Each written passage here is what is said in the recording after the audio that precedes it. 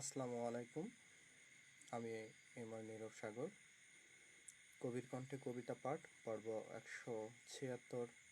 প্রতিভা প্রকাশ Facebook গ্রুপের নিয়মিত আয়োজন কবির কণ্ঠে কবিতা পাঠ, সহযোগিতায় বাংলাদেশ সাহিত্য একাডেমি। আমার এই লাইভে উপস্থিত সকল শ্রদ্ধেয় কবি, ছড়াকার, অপার বাংলার সকল কবি বন্ধু, অগ্রজ অনু সকলের প্রতি রইল আমার আন্তরিক অভিনন্দন এবং শুভেচ্ছা। আমার কথা ঠিকমতো শোনা যাচ্ছে কি না সকলে যদি একটু কমেন্ট করে জানাই, বা আমাকে দেখা যাচ্ছে কি না। আমি একটু অনেকটা অনাড়ম্বরভাবে আজকে লাইভে জয়েন করছি। আজকে হঠাৎ করে আমার একটা নিকট আত্মীয় মারা যাওয়ার কারণে আমাকে স্থানীয় গ্রামে আসতে হয়, এবং যে কারণে আমি নেট সমস্যায় ছিলাম। জানি না আমাকে ঠিকমতো দেখা যাচ্ছে কি না। আশা করছি তারপর আপনাদেরকে কিছুটা সময় সঙ্গ দেওয়ার।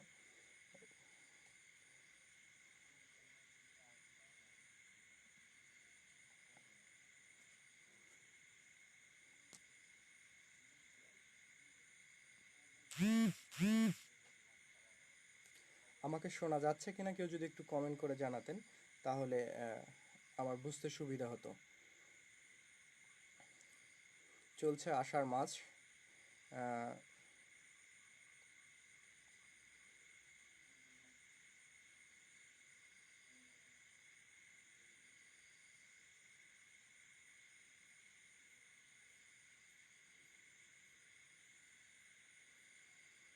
তো এই আষাঢ়কে উপলক্ষ করে আমি আমার প্রথম একটা চিঠি শোনাতে চাচ্ছি। আমাদের জাতীয় কবি কাজী নজরুল ইসলামের, তার প্রিয়তমাকে লেখা। প্রিয়তমা বলতে তার প্রথম স্ত্রী নার্গিসকে লেখা, যেটা তার প্রথম জীবনে না লিখে প্রায় একটা চিঠির 15 বছর পরে তিনি উত্তর করেছিলেন। আমাকে কি শোনা যাচ্ছে কি না কেউ যদি একটু কমেন্ট করতেন।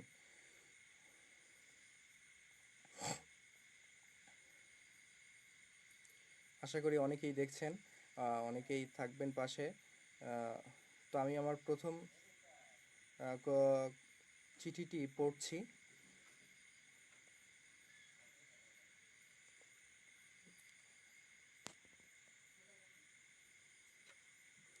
ধন্যবাদ প্রিয়। কমেন্ট করেছেন মিনাজুল হক খাদেম, শুরু করেন। শোনা যাচ্ছে। মুস্তফা আনসারি, প্রিয় অগ্রজ, শুভকামনা রইল নীরব সাগর। ধন্যবাদ সবাইকে। আসলে এমন একটা পরিস্থিতি হয়ে গেছে যে আমার হাতে আমার ডায়েরিটাও নেই, তারপরে কোনো বইও নেই। কারণ নিকট একটা আত্মীয় মারার কারণে আমাকে দ্রুত জয়পুরহাট শহর ত্যাগ করতে হয়েছে। তো আমি আমার প্রথম নিবেদন আমার প্রিয় জাতীয় কবি, তার প্রিয়তমাকে লেখা চিঠিটি শোনাচ্ছি। আমি ফোন দেখে দেখেই পড়ার চেষ্টা করছি। কল্যাণী আসো, তোমার পত্র পেয়েছি সেদিন নববর্ষার নবক্ষণ সিক্ত প্রভাতে। মেঘমৃদুর গগনে সেদিন অশান্ত ধারায় বাড়ি ঝরছিল। 15 বছর আগে এমনই এক আষাঢ়ে এমনই এক বাড়ি ধারায় প্লাবন নেমেছিল, তা তুমিও হয়তো স্মরণ করতে পারো। আষাঢ়ের নবমেঘপুঞ্জকে আমার নমস্কার। এই মেঘদূত বিরহী যক্ষের বাণী বহন করে নিয়ে গিয়েছিল কালিদাসের যুগে রেবা নদীর তীরে মালবিকার দেশে তার প্রিয়ার কাছে। এই মেঘপুঞ্জের আশীর্বাণী আমার জীবনে এনে দেয় চরম বেদনার সঞ্চার। এই আশার আমার কল্পনার স্বর্গলোক থেকে টেনে ভাসিয়ে দিয়েছে বেদনার অনন্ত স্রোতে। যাক, তোমার অনুযোগের অভিযোগের উত্তর দেই। তুমি বিশ্বাস করো, আমি যা লিখছি তা সত্য। লোকের মুখে শোনা কথাই যদি আমার মূর্তি কল্পনা করে থাকো, তাহলে আমায় ভুল বুঝবে, আর তা মিথ্যে। তোমার উপর আমার কোনো জিঘাংসা পোষণ করি না, এ আমি সকল অন্তর দিয়ে বলছি। আমার অন্তর্যামী জানেন তোমার জন্য আমার হৃদয়ে কি গভীর ক্ষত, কি অসীম বেদনা। কিন্তু সে বেদনার আগুনে আমি পুড়েছি। তা দিয়ে তোমায় কোনো দিন দগ্ধ করতে চাইনি। তুমি এই আগুনের পরশমানিক না দিলে আমি অগ্নিবীণা বাজাতে পারতাম না, আমি ধূমকেতুর বিস্ময় হয়ে উদিত হতে পারতাম না।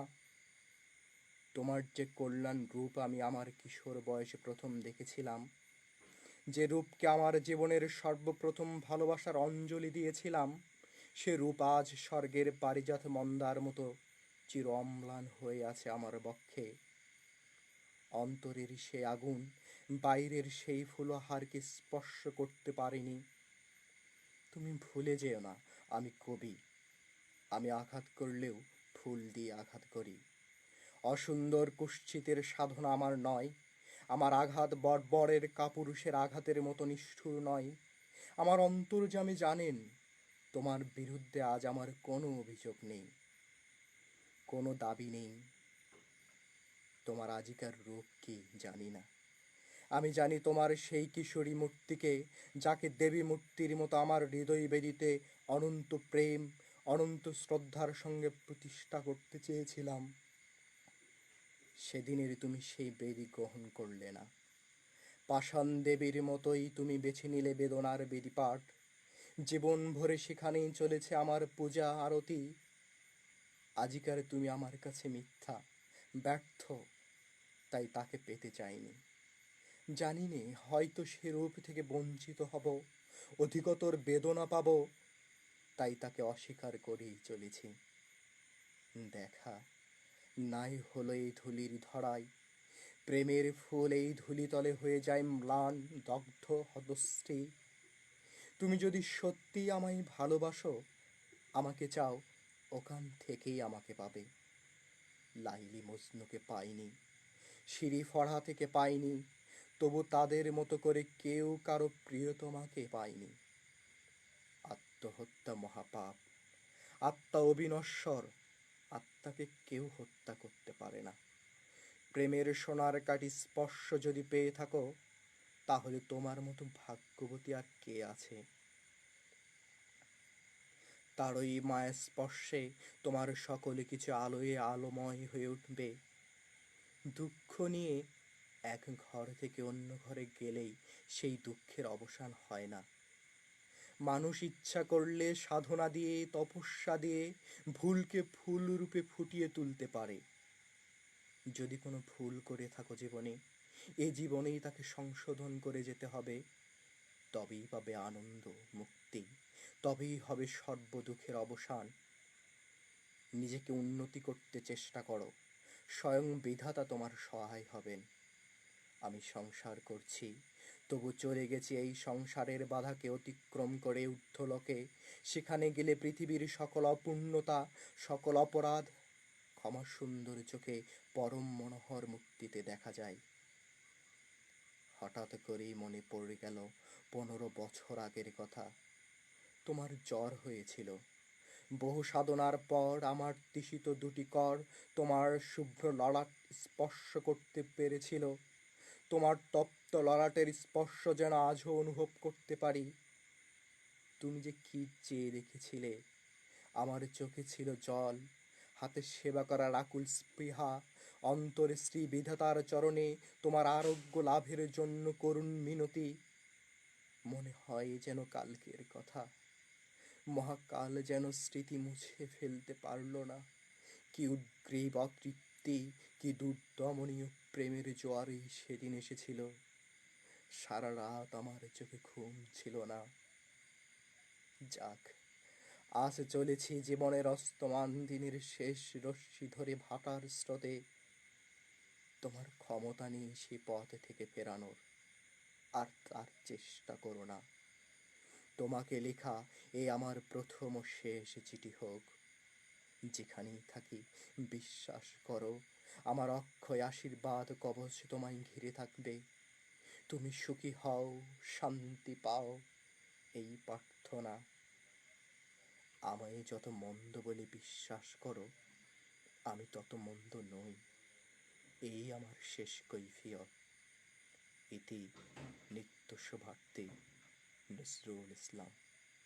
ধন্যবাদ প্রিয় সবাইকে অসংখ্য ধন্যবাদ। অনেকেই কমেন্ট করে পাশে আছেন।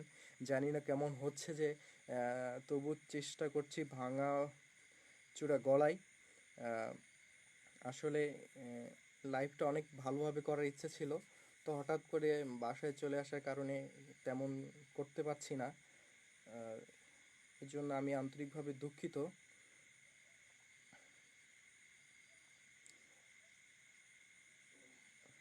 এরপরে আমি আমারই একটা লেখা শোনাতে চাচ্ছি।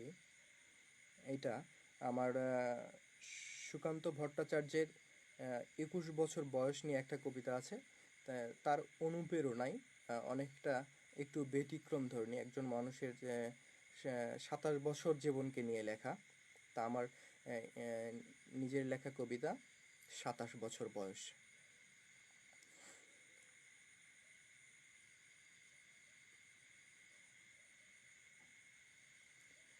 ঠিক আছে, ধন্যবাদ মোস্তফা আনসারি।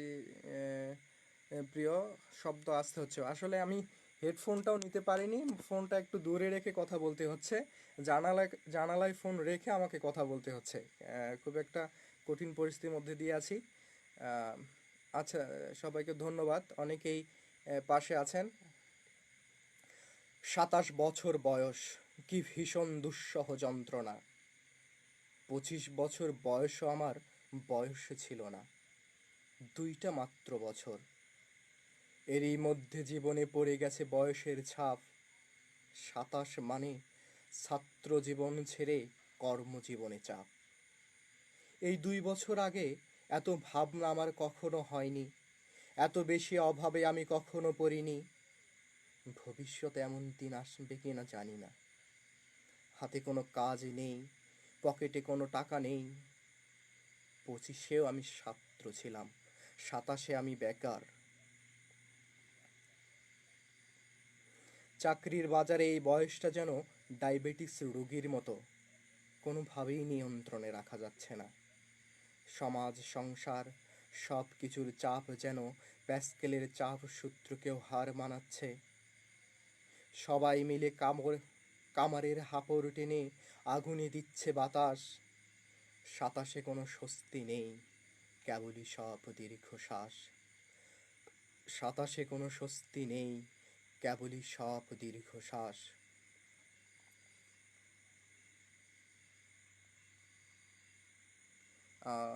ধন্যবাদ। আমার অনেক বন্ধু ইন্ডিয়া থেকে যুক্ত হয়েছে, তারা অনেক কমেন্ট করছে।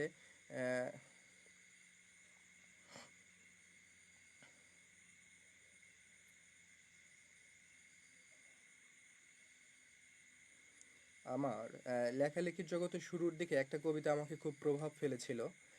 রফিক আজাদের লেখা প্রতীক্ষা কবিতাটি আহ, আমার প্রিয় বলে সেটাকে একটু শব্দ বসানোর চেষ্টা করছি। আশা করি আপনাদের ভালো লাগবে। আর যারা লাইভে আছেন, কমেন্ট করছেন, এই মুহূর্তে সবার কমেন্টের উত্তর দেওয়া যাচ্ছে না, আমি লাইভ থেকে বের হয়ে সবার কমেন্টের উত্তর করার চেষ্টা করব। পলাশ মাহমুদ স্যার, সুন্দর হয়েছে প্রিয়। মোরসালিম ভাই, নবীন কবি নীরব স্যারকে শুভেচ্ছা জানাই। অনেকেই শুভেচ্ছা জানাচ্ছে, সকলের প্রতি আমার ভালোবাসা, আন্তরিক কৃতজ্ঞতা। আমি এবার প্রতীক্ষা কবিতাটি আবৃত্তি করার চেষ্টা করছি। এমন অনেকই দিনই গেছে আমি অধীর আগ্রহে অপেক্ষায় থেকেছি। হেমন্তের পাতা ঝরার শব্দ শুনব বলে নিঃশব্দে অপেক্ষা করেছি বনভূমিতে, কোনো বন্ধুর জন্য কিংবা অন্য অনেকের জন্য, হয়তোবা ভবিষ্যতে অপেক্ষা করব। এমন অনেক দিনই তো গেছে, কারো অপেক্ষায় বাড়ি বসে আছি। হয়তো কেউ বলেছিল অপেক্ষা করো, একসঙ্গে বেরোবো। এক শনিবার রাতে খুব ক্যাজুয়ালি কোনো বন্ধু ঘোরের মধ্যে গোঙানির মতো উচ্চারণ করেছিল, বাড়ি থেকো, ভোরবেলা তোমাকে তুলে নেব। হয়তোবা ওর মনের মধ্যে ছিল চুনিয়া অথবা শ্রীপুর ফরেস্ট বাংলো। আমি অপেক্ষায় থেকেছি। যুদ্ধের অনেক আগে একবার আমার প্রিয় বন্ধু অলিক মিত্র ঠাট্টা করে বলেছিল, জীবনে তো কিছুই দেখলি না, নুঞ্জপিঠ পানশালা সারা। চল তোকে দিনাজপুর নিয়ে যাব, কান্তজির মন্দির দেখবি ও রামসাগরে দেখবি, বিরাট গোলাকার চাঁদ মস্ত খোলা আকাশে দেখবি, পোলাও আধিয়াদের জীবন দেখবি। গল্প টল্প লেখার ব্যাপারে কিছু উপাদান পেয়ে যেতেও পারিস। তৈরি থাকিস, আমি আসবো। আমি অপেক্ষায় থেকেছি। আমি বন্ধু পরিচিত জন এমনকি শত্রুর জন্য অপেক্ষায় থেকেছি। বন্ধুর মধুর হাসি আর শত্রুর ছুরির জন্য অপেক্ষায় থেকেছি। কিন্তু তোমার জন্য আমি অপেক্ষায় থাকবো না, প্রতীক্ষা করব। প্রতীক্ষা শব্দটি আমি শুধু তোমার জন্যই খুব যতনে বুকের তরঙ্গে তুলে রাখলাম। অভিধানের শব্দটি তেমন কোনো আলাদা মানে নেই, কিন্তু আমরা দুজন জানি ওই দুই শব্দের মধ্যে পার্থক্য অনেক। অপেক্ষা একটি দরকারি শব্দ, আটপৌরে দোতনাহীন ব্যঞ্জনাহীন, অনেকেই প্রয়োজন মেটায়। প্রতীক্ষায় আমাদের ব্যবহার্য সঠিক শব্দ, অনুমান অপর শব্দটি আমাদের ব্যবহারের অযোগ্য। আমরা কি একে অপরের জন্য অপেক্ষা করব না? আমি তোমার জন্য পথে প্রান্তে অশ্বত্থের মতো দাঁড়িয়ে থাকব, ওই বৃক্ষ অনন্তকাল ধরে যোগ্য প্রতীকের মতো প্রতীক্ষমান। আমাকে তুমি প্রতীক্ষা করতে বলো, আমি ঠাই দাঁড়িয়ে থাকবো অনর বিশ্বাসে। দাঁড়িয়ে থাকতে থাকতে আমার পায়ে শিকড় গজাবে, আমার প্রতীক্ষা তবু ফুরবে না। ধন্যবাদ। ফারহানা ইসলাম রুহি কমেন্ট করেছেন ইন্ডিয়া থেকে এক বন্ধু। তারপর সুমন পানিক, অনেকেই যুক্ত আছেন, অনেকেই কমেন্ট করে উৎসাহ দিচ্ছেন। আশা করি কেমন লাগছে জানি না, একটু চেষ্টা করছি।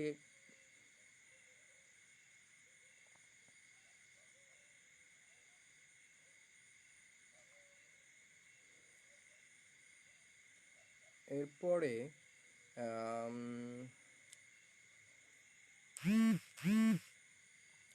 আমারই লেখা একটা কবিতা আপনাদেরকে শোনানোর চেষ্টা করব। এখন করোনাকালীন সময় চলছে, আমরা জানি পৃথিবী বিপর্যয়, বৈশ্বিক বিপর্যয় চলছে। আমরা পৃথিবী ভালো না হওয়া পর্যন্ত আমরা কখনোই ভালো থাকতে পারবো না। তো আসলে আমাদের ভালো থাকার আগে পৃথিবীটা ভালো হওয়া দরকার।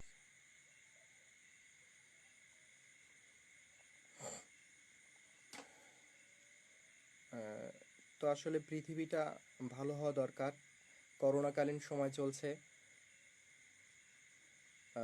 এবারের নিবেদন ছোট একটি ছড়া। করোনার মৃত্যু হোক। মৃত্যুর মিছিল আমার আর ভালো লাগছে না, ভালো লাগছে না গুনতে মানুষের লাশ। স্বাস্থ্যবিধি আমার আর ভালো লাগছে না, ভালো লাগছে না হোম কোয়ারেন্টাইন বাস। গৃহবন্দী সমাজ আমার আর ভালো লাগছে না, ভালো লাগছে না দুঃখী মানুষের কারাবাস। কর্মহীন জীবন আমার আর ভালো লাগছে না, ভালো লাগছে না অভাবী মানুষের সর্বনাশ। মুখবন্দি পরিবেশ আমার আর ভালো লাগছে না, ভালো লাগছে না অনাহারী মানুষের দীর্ঘশ্বাস। কোভিড-19 আমার আর ভালো লাগছে না, ভালো লাগছে না দরিদ্র মানুষের হাহুতাশ। আমার মৃত্যুতেও যদি চড়ে করোনার গলায় ফাঁস, মৃত্যুদণ্ড ঘোষণা দিলাম জীবন বাজির তাস। তবু করোনার হোক মৃত্যু এই করিলাম আশ, শান্তি সুখের এই বসুধায় হোক মানুষের বাস। ধন্যবাদ। দুই বাংলার অনেকেই যুক্ত হয়েছেন, অনেকেই সাধুবাদ জানাচ্ছেন। সুন্দর হচ্ছে কবি। ইমরান পলাশ বলেছেন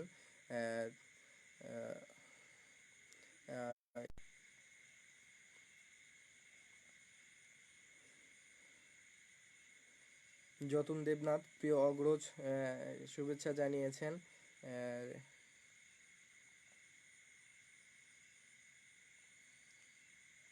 আমি আজকে লাইভটা খুব দীর্ঘ করতে পারছি না, কারণ প্যান্ডামিক টাইমে আমি এমন একটা জায়গায় আছি যেখানে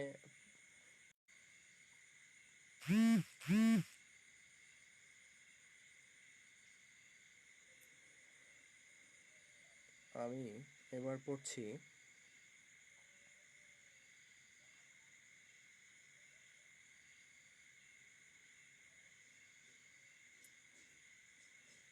মানবতার জয়।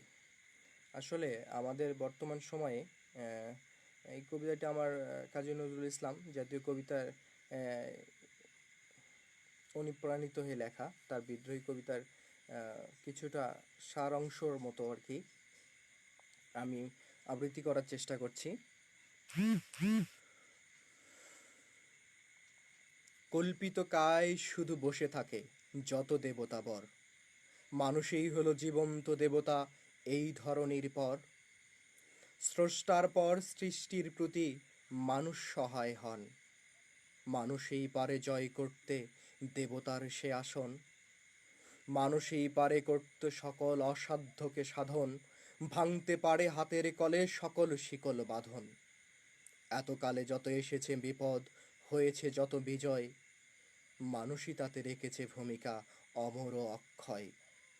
যুগে যুগে এসেছে যা জয় সবই মানব জাতির, আবারও মানুষই আনবে বিজয়, থাকুক না যত বীর।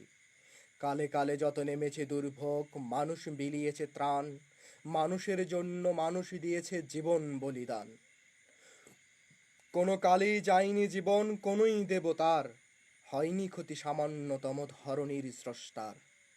স্রষ্টা কেবলই সাহস দিয়েছে, শক্তি দিয়েছে মন, মানুষ সব ভেঙেছে প্রাচীর সকল ঘরের কোণ। স্রষ্টা শুধুই পৃথিবীর নামে দিয়েছে কিছু আভাস, ধুলি ভরা এই ধরণীটাকে মানুষ গড়েছে আবাস। মানুষই গড়েছে মসজিদ মন্দির, পড়েছে কোরআন গীতা, মানুষই আবার সেবিছে ঈশ্বর, নবীরা খোদার মিতা।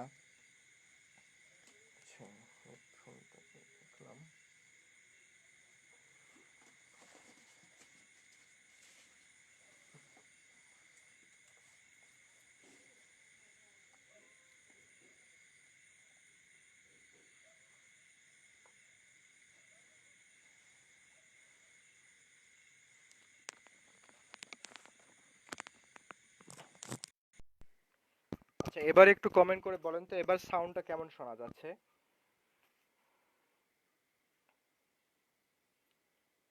আমার কথাগুলোকে এবার একটু জোরে শোনা যাচ্ছে কিনা এইটা একটু কমেন্ট করে জানাবেন।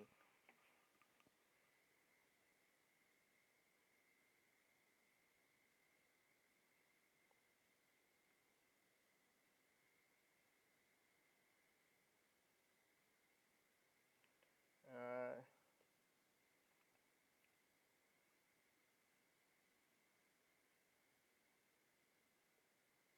এবার একটা ছোট ছড়া আবৃত্তি করার চেষ্টা করছি। আমরা আসলে আমরা ছোটবেলায় একটা কবিতা পড়ছিলাম, দ্বিজেন্দ্রলাল রায়ের লেখা নন্দলাল। তো আমরা জানি আসলে নন্দলাল কি ছিল। তা আমার ছোট্ট একটি ছড়া, ছড়ার নাম নতুন নন্দলাল।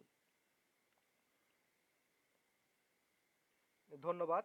আহ, তো আমি এবার আমার নতুন নন্দলাল ছড়াটি আহ, আবৃত্তি করার চেষ্টা করছি। হাত দুলে ভাত তোলে খাই না আমি, পা ঝুলে কোনো ভুলে সিঁড়ি না নামি, নিদ্রা হতে অনিদ্রাতে বসে থাকি ঘরে, বাহিরেতে না হই বাহির হারিয়ে যাওয়ার তরে। গাড়ি আমি নাহি চড়ি দুর্ঘটনার ভয়, কখন কোন অপঘাতে আমার মৃত্যু হয়। নৌকাতে আমি নাহি চড়ি যদি যাই পড়ে, কে করিবে উদ্ধারে দেশ যাই যদি মরে। বাঁচাটা আমার অতি দরকার অনেক ভেবে দেখেছি, যতন করে প্রাণটা যে তাই আপন করে রেখেছি। দেশের জন্য বাঁচতে চাই শতাব্দী মহাকাল, আধুনিক সালে আমি এক নতুন নন্দলাল।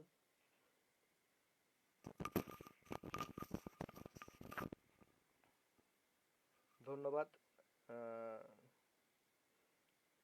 সবাইকে। অনেকেই কমেন্ট করছেন, অনেকেই পাশে আছেন।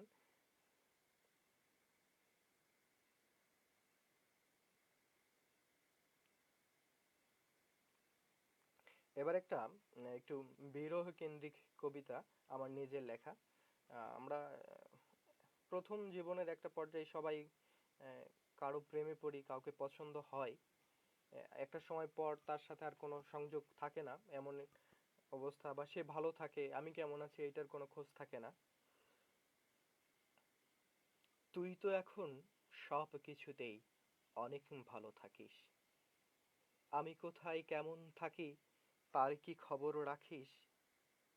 তুই তো এখন সব কিছুতেই অনেক ভালো থাকিস, তোর তো এখন নিশীথ জুড়ে বরের বুকে বাস, ধুলাই গড়ি পথ পাশে পড়ি জীর্ণ শীর্ণ করি বাস, তোর তো এখন নিশীথ জুড়ে বরের বুকে বাস, তোর তো এখন বরের বুকেও থাকে বাহুর বাঁধন, চোখে জল ভরে বদন গড়ে পড়ে আমার হাসি কাঁদন, তোর তো এখন বরের বুকেও থাকে বাহুর বাঁধন, তোর তো এখন দিন কেটে যায় বিরাট ঘরের কোণ, বিরহের তরে মন গুমড়ে মরে একলা থাকার ক্ষণ, তোর তো এখন দিন কেটে যায় বিরাট ঘরের কোণ, তোর তো এখন অট্টালিকা আকাশচুম্বী বাড়ি, শূন্য ঘরে ডুকরে মরে সব আমার আহাজারি, তোর তো এখন অট্টালিকা আকাশচুম্বী বাড়ি, তোর তো এখন বসন্ত দিন শেষ হয় না ফাগুন, যন্ত্রণায় মরি আমি কি যে করি মনের বনে আগুন, তোর তো এখন বসন্ত দিন শেষ হয় না ফাগুন, তোর তো এখন রঙের দুনিয়া দৃষ্টি অনিমেষ, জ্বলছে চিতায় আমার নিতাই পুড়ছে সবিশেষ, তোর তো এখন রঙের দুনিয়া দৃষ্টি অনিমেষ। ধন্যবাদ।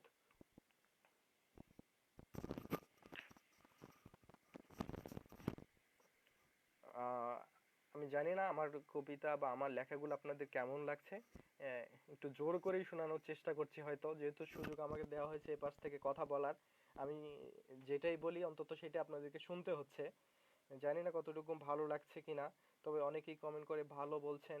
আহ, কবিতায় আবেগ আছে, বিষয় নির্বাচনও সমান যত্নবান, নবীন কবি উজ্জ্বল ভবিষ্যৎ। ধন্যবাদ। জোরে শোনা যাচ্ছে, ধন্যবাদ। মাইক্রোফোন মুখের কাছে নাও, নীরব। মুখের কাছে নিয়েই কথা বলছি, রাতে তো বাসায় আছি, খুব জোরে কথা বলা যাচ্ছে না, ছোট মানুষ।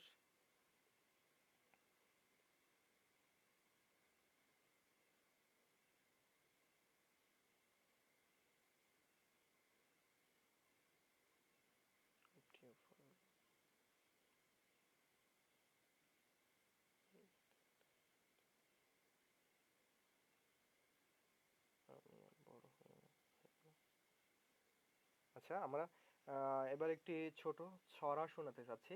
এটা আসলে আমাদের অনেক চাওয়া পাওয়া থাকে, তা আমরা সময়ের সাথে মেটাতে পারি না। সময় সব সময় আমাদেরকে ফাঁকি দেয়। তো আমার এবারের নিবেদন, সময় নিরুদ্দেশ। স্বপ্ন ছিল অনেক, তবে সময় হলো না, ঘড়ির কাঁটার সময়টা কেউ ধরতে দিল না, ঘুড়ির মতো উড়িয়ে গেল ঘোড়ার মতো ছুটে, পাশে থাকার মিথ্যে আশার সকল বাঁধন টুটে, পালিয়ে গেল এক পলকে, হারিয়ে গেল হাওয়ায় গেল হারিয়ে, এক নিমিষে চলে গেল জগৎ সংসার বাহিরে, বদ্ধ ঘরে কেমন করে সময় ফাঁকি দেয়, চর্ম চোখে যায় না দেখা, চোরা বালির নেই, হাওয়ার কলে সময় চলে ধরা নাহি পড়ে, ফাঁদ পেতে তো যায় না ধরা, এই না সময় চোরে, ধরতে না রে সময়টারে জীবন হলো শেষ, স্বপ্নগুলো রইল পড়ে সময় নিরুদ্দেশ। আহ, অনেকেই শুনতে পাচ্ছেন, অনেকেই পাচ্ছেন না হয়তো।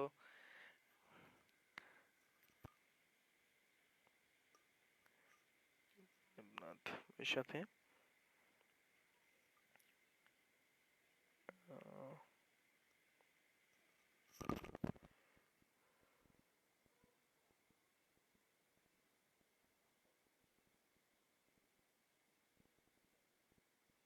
11টা বেজে গেছে। এখন কাছে না। আচ্ছা ঠিক আছে, এবার মাইক্রোফোন হাতে নিয়ে চেষ্টা করব। যতন দেবরাত অগ্রজ বারবার বলছে তিনি শুনতে পাচ্ছেন না, শুনতে পাচ্ছেন না।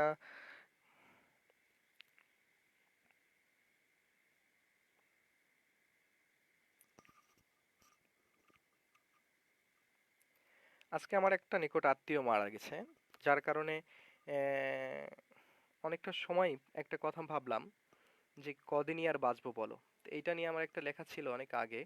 ও, তো সেটা একটু পড়ে শোনানোর চেষ্টা করছি। ক্ষণজন্মাই পৃথিবীতে কদিনই আর বাঁচবো বলো।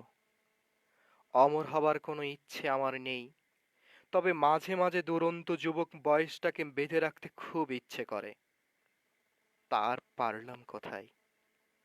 আমাদের গড় আয়ু যখন ৭০ কিংবা ৭২, এরই মাঝে প্রায় ৩০ শেষ করে ফেলেছি। কদিনই আর বাঁচবো বলো। ক্ষণজন্মা পৃথিবীতে আমার অমরত্ব লাভ করার কোনো ইচ্ছে নেই, তবে বয়সের ভারে নেতিয়ে পড়তে আমার একদম ইচ্ছে করে না। কি আর করব বলো, বয়সের ভার আস্তে আস্তে শরীরটার উপরে চেপে বসেছে। ক্ষণজন্মাই পৃথিবীতে কদিনই আর বাঁচবো বলো। অনেক কিছু হবার কোনো ইচ্ছে আমার নেই, তবে মাঝে মাঝে খুব ইচ্ছে করে কাঁচা মনের রং ছড়াই। মনটা এখন আর কাঁচা রইল কই, অনেকটা পরিপক্ক হয়ে গেছে। কদিনই আর বাঁচবো বলো। পৃথিবীতে আমার বেশি কোনো ইচ্ছে নেই, তবে রঙিন চোখে গোটা পৃথিবী সব সময় রঙিন দেখতে চাই। তার হলো কই, রঙিন চোখে আস্তে আস্তে ঘোলাটে হয়ে আসছে। কদিনই আর বাঁচবো বলো। পৃথিবীতে আমার তেমন কোনো ইচ্ছে নেই, তবে মাঝে মাঝে রজনীগন্ধা হয়ে সবার হাতে হাতে থাকার খুব ইচ্ছে হয়। তার পারলাম কই। এখন আমি বকুল ফুলের মতো খুব ভোরে ফুটে সকালেই ঝরে পড়ে রই। কদিনই আর বাঁচবো বলো। ধন্যবাদ। হ্যাঁ, এখন শোনা যাচ্ছে। ঠিক আছে, ধন্যবাদ। সবার কমেন্টের উত্তরগুলো আমি লাইভ শেষে অবশ্যই অবশ্যই করব। আহ,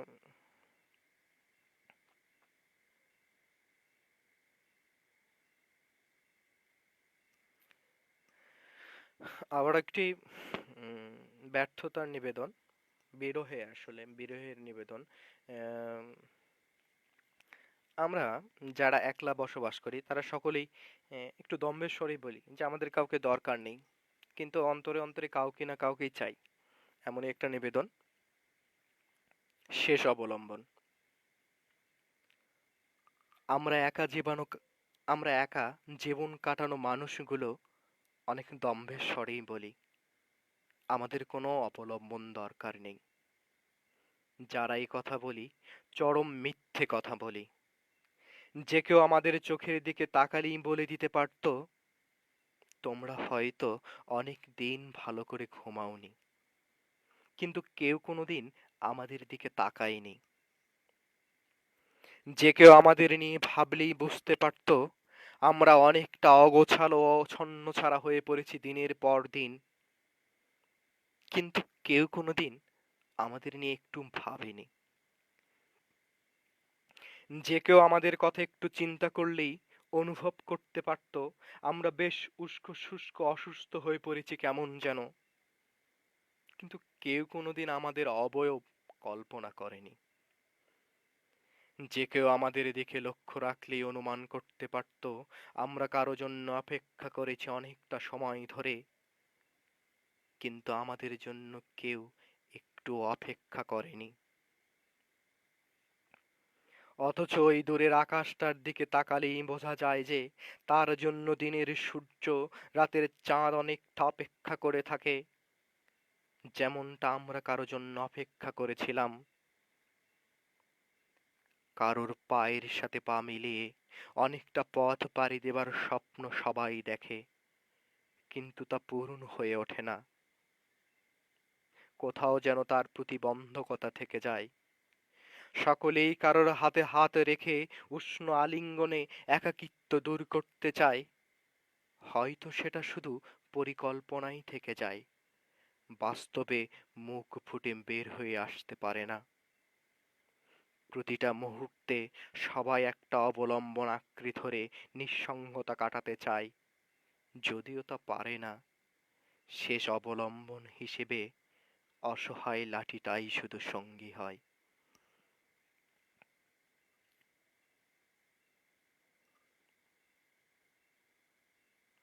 ধন্যবাদ। আম, অনেকেই হয়তো আমার লেখাগুলো জোর করে গলবর্ধন করছেন, আমি জানি না কেমন হচ্ছে। আপনাদের সকলের কাছেই আমি অনেক নবীন, অনেক ছোট মানুষ, এখানে অনেক অগ্রজ আছে, অনেক জ্ঞানী গুণী আছে, সকলের কাছেই আর কি দীক্ষা নিচ্ছি। আমি জানি না কতটুকু কি হচ্ছে, তবে কলমটাকে একটু চালানোর অভিপ্রায়।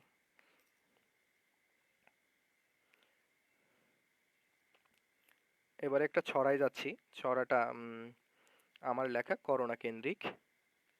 নির্বোধ বাঙালি।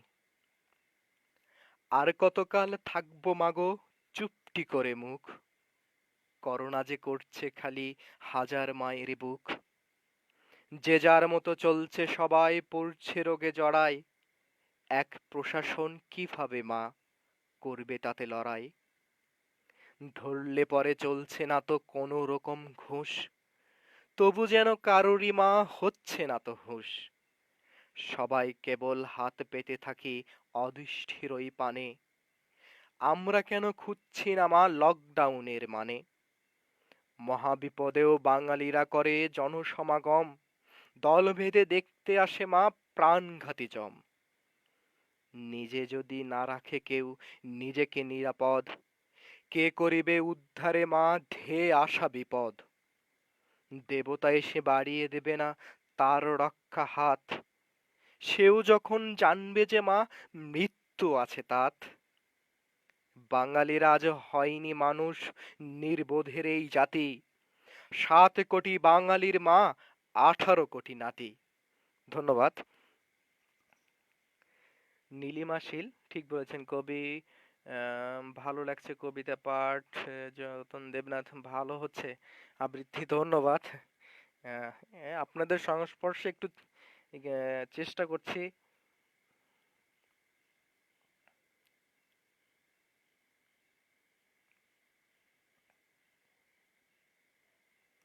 এবারে আম, আমার প্রিয় কবি, আমাদের জাতীয় কবি কাজী নজরুল ইসলামের লেখায় অনুপ্রাণিত হয়ে একটা লেখা কবিতা, এই অন্ন সব মানুষের নয় একা দেবতার। দুনিয়ায় যারা জোগাইছে অন্ন, তারাই সেধেছে কৃষি, জমিদার হয়ে জোর করে খেয়ে তারাই সেজেছে ঋষি। 33 কোটি দেবতা আজ কোথায় অন্ন পায়, কে বা তাদের কোথা হতে এই অন্ন যোগায়। কোথা হতে আসে অন্ন ভজে ভরে ভোজনালয়, দেবতা শুধু দ্বার খুলে থাকে বসে উপাসনালয়। মানুষ যদি সব করে তবে তোমরা কিভাবে মহান, তোমাদের জন্য স্বর্গ সাজানো, মানুষ কেন শ্মশান। মেসে তোমরা বসে থাকো পেতে পেতে দেবতার আসন, অসহায়ের প্রতি দেখাও কেন মিথ্যে তোমার শাসন। কে আছো জোয়ান হও আগুয়ান, ধরতে ভুকারির হাল, দেবতার ভয়ে থাকবে বসে আর কত মহাকাল। যুবকেরা সবাই আছিস কোথায়, ভাঙরে আজকে তালা, ভজনালয়ের গোলাতে সবাই হাতুড়ি শাবল চালা। খুলে দাও সব ভজনালয়ের বদ্ধ থাকা দ্বার, এই অন্ন সব মানুষের নয় একা দেবতার। কে তাহাতে লাগায় তালা, বদ্ধ করে দ্বার, স্রষ্টা তো কবু কাহারও জন্য বন্ধ করেনি আহার। ধন্যবাদ।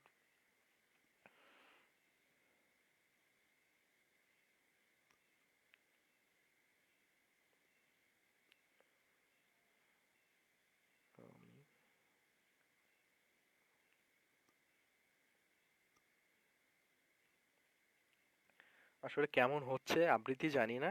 আবৃত্তি এই কখনো করতেও পারি না। এই নিজের মতো করে আর কি গলা মিলানোর চেষ্টা করছি।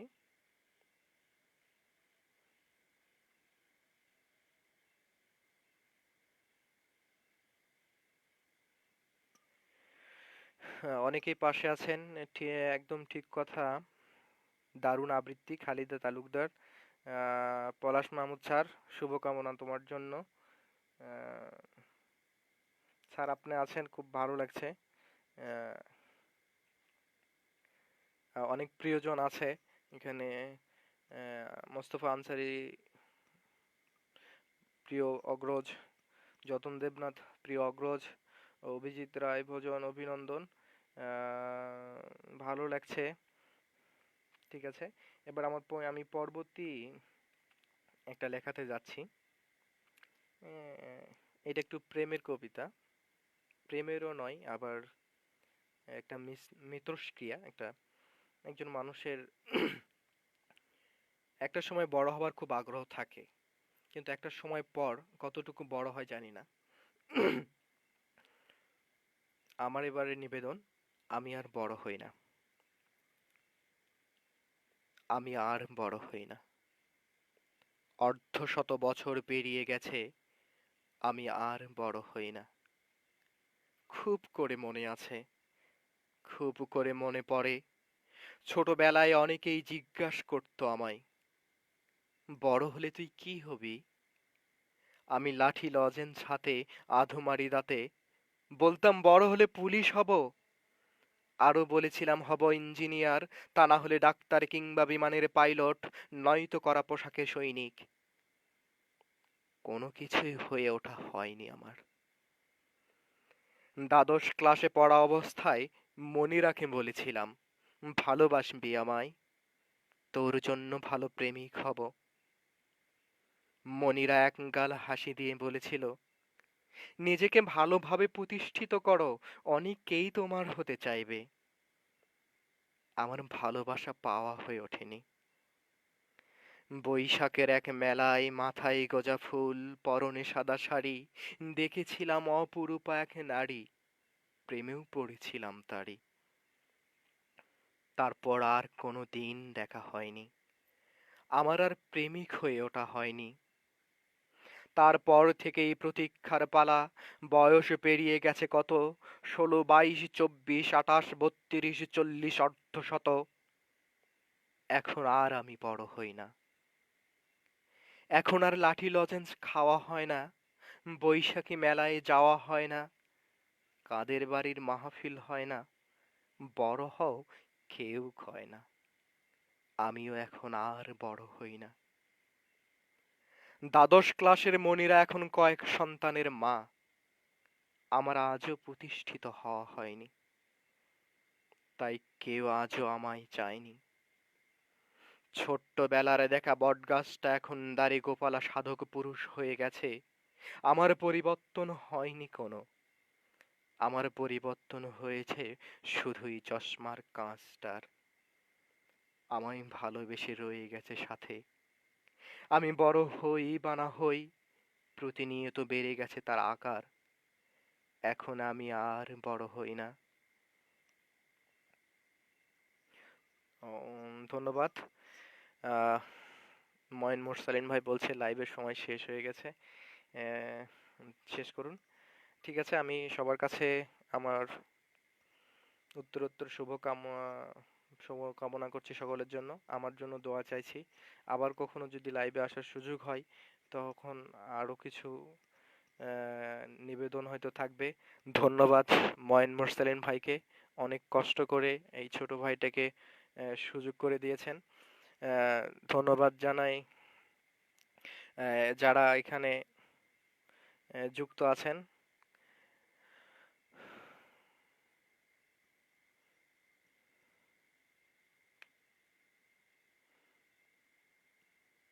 আমি আমার লাইভটা এখানেই শেষ করছি। আহ,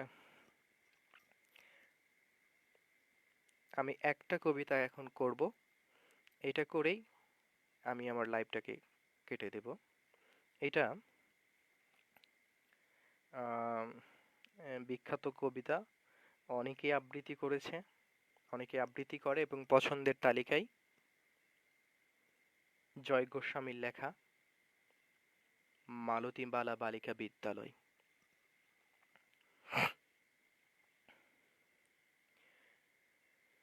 বেণী মাধব, বেণী মাধব, তোমার বাড়ি যাব।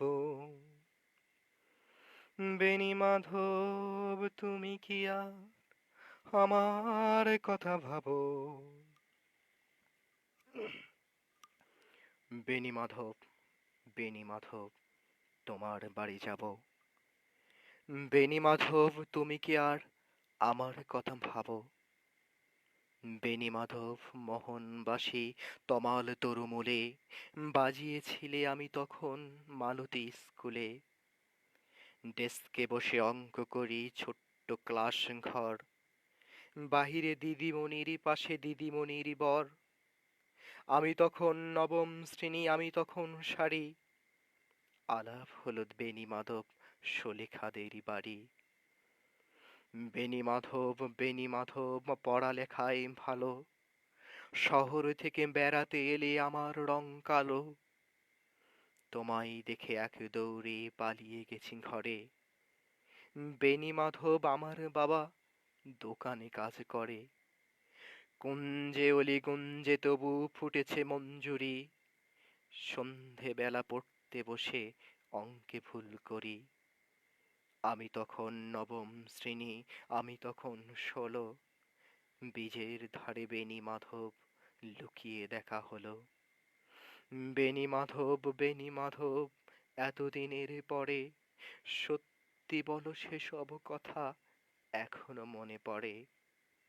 সেসব কথা বলেছ তুমি আমার প্রেমিকাকে, আমি কেবল একটি দিন তোমার পাশে তাকে দেখেছিলাম আলোর নিচে অপূর্ব সে আলো। স্বীকার করি দুজনকেই মানিয়েছিল ভালো। জুড়িয়ে দিল চোখ আমার, পুড়িয়ে দিল চোখ, বাড়িতে এসে বলেছিলাম ওদের ভালো হোক। রাতে এখন ঘুমাতে যাই একলা থাকার ঘরে, মেঝের ওপর বিছানা পাতা জ্যোৎস্না এসে পড়ে। আমার পরে জীবন ছিল চোরাপথের বাঁকে, মিলিয়ে গেছে জানি না আজ কার সঙ্গে থাকে। আজ জুটেছে কাল কি হবে, কালের ঘরে শুনি, আমি এখন এই পাড়ার সেলাই দিদিমণি। তবু আগুন বেণী মাধব, আগুন জ্বলে কই, কেমন হবে আমিও যদি নষ্ট মেয়ে হই।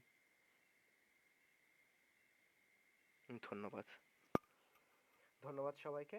আমি আমার লাইভ থেকে এই মুহূর্তে বিদায় নিচ্ছি। সকলের প্রতি রইল আমার আন্তরিক সালাম। আসসালামু আলাইকুম।